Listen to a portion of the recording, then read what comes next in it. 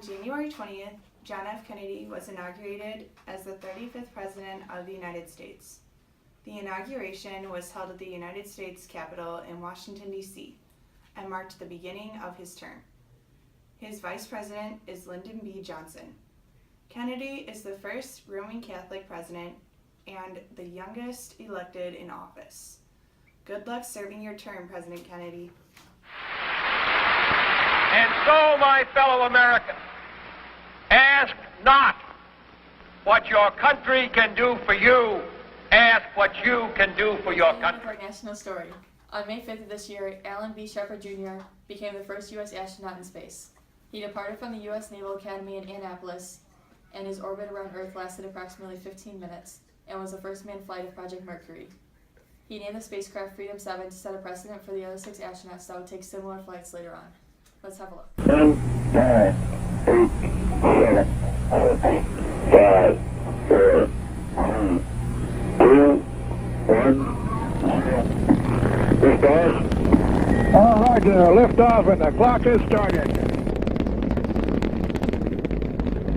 Yes, sir. Reading you loud and clear.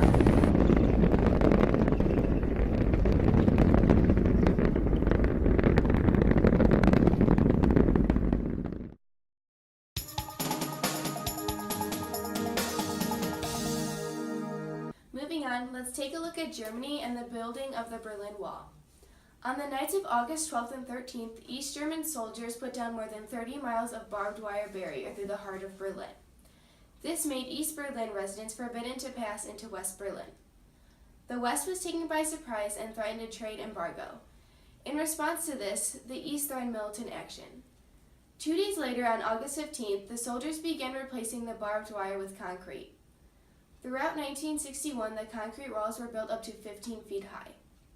Next, we will discuss some Soviet Union accomplishments.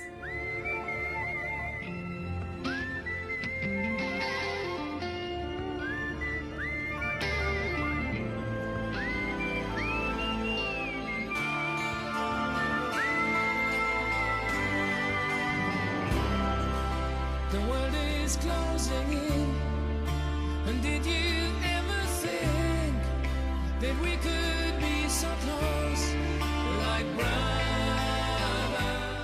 Now, we will look at the Soviet Union, who launched the first human being into space. Yes, on April 12th, the Soviet Union launched the first human being into space. 27-year-old cosmonaut Yuri Gagarin was aboard the Vostok 1 when the Soviet Union launched him off. The entire flight took 89 minutes, and the aircraft reached an altitude of 187 miles. After his successful flight, he was awarded the Order of Lenin and given the title of Hero of the Soviet Union. We have another international story. On January 3rd, Aeroflight 311 crashed near Vevlox, Finland. The crash killed all of the 25 passengers, including the pilot and co-pilot. Investigators concluded that the accident was due to pilot error. The captain, Lars Hattinen, had a blood alcohol content of 0.2, and the co-pilot, Pavel Holm, had a blood alcohol content of 0.156. It is also suspected that there was a passenger in the cockpit based on his location after the crash. We send well wishes to the families affected by this tragedy.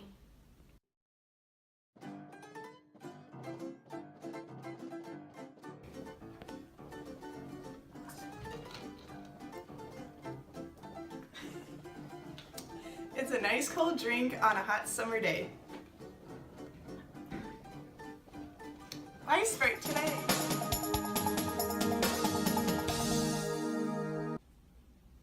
Now on to sports. The Chicago Blackhawks won the 1961 Stanley Cup in a 5-1 win in Game 6 against the Detroit Red Wings. Yes, this is the Hawks' first Stanley Cup win since the year 1934. This is also their first appearance in the finals since the year 1944. It certainly was a great win for Chicago. Next up is the Yankees World Series. And we have 48 seconds left.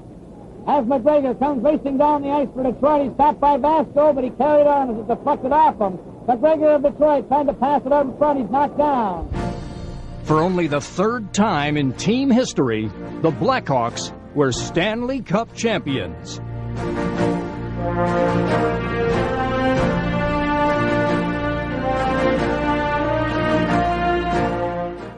Continuing with our sports story, let's talk about the New York Yankees. They won the World Series against the Cincinnati Reds in 5 games. The Reds took the first 2 games with a score of 2-0, and the next game was a score of 6-2. The Yankees took the next 3 games and won it all in the 5th game with a score of 13-5.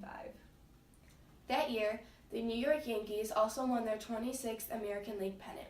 The Most Valuable Player award was given to Whitney Ford. It was also their first year under the management of Ralph Hoke. Congratulations, Yankees. We will be back after the break. Every World Series has its great moments, and the 1961 series is no exception.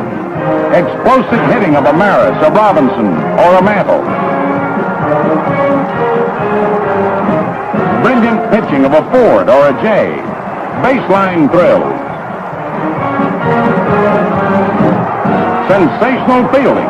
That's baseball at its best.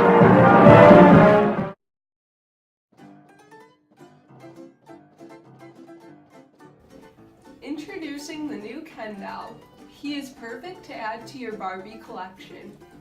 He's great for little girls to play with.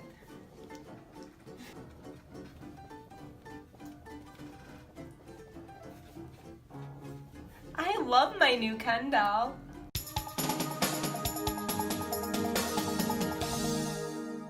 In early September, a Category 5 hurricane devastated Texas with winds over 155 miles per hour, with the highest wind being 175 miles per hour. It formed in the Caribbean Sea and moved into the Gulf of Mexico. Many people evacuated to Middle or Upper Texas. Carla was the third named storm and the first Category 5 hurricane of the 1961 Atlantic hurricane season. Carla destroyed 1,915 homes, 568 farm buildings, and 415 other buildings. Additionally, 50,723 homes, 5,620 farm buildings, and 10,487 other buildings suffered damage. Casualties were estimated at 43 people, and damage is estimated at $403 million. We wish the best to the families trying to recover from this tragedy.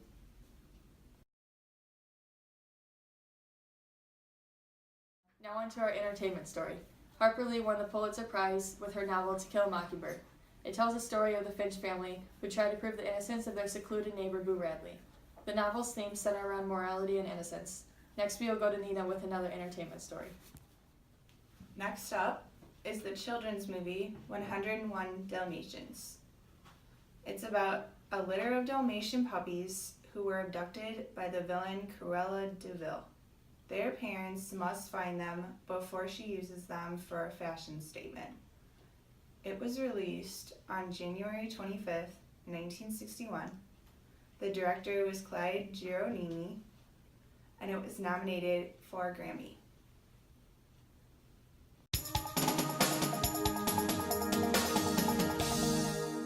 Today in fashion, we have Jackie Kennedy. She is truly a fashion icon because of her unique style.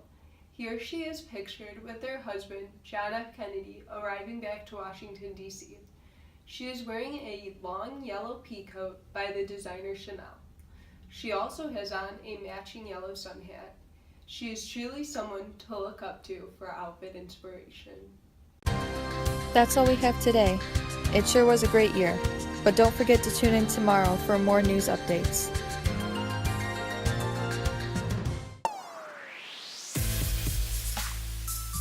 Okay, that's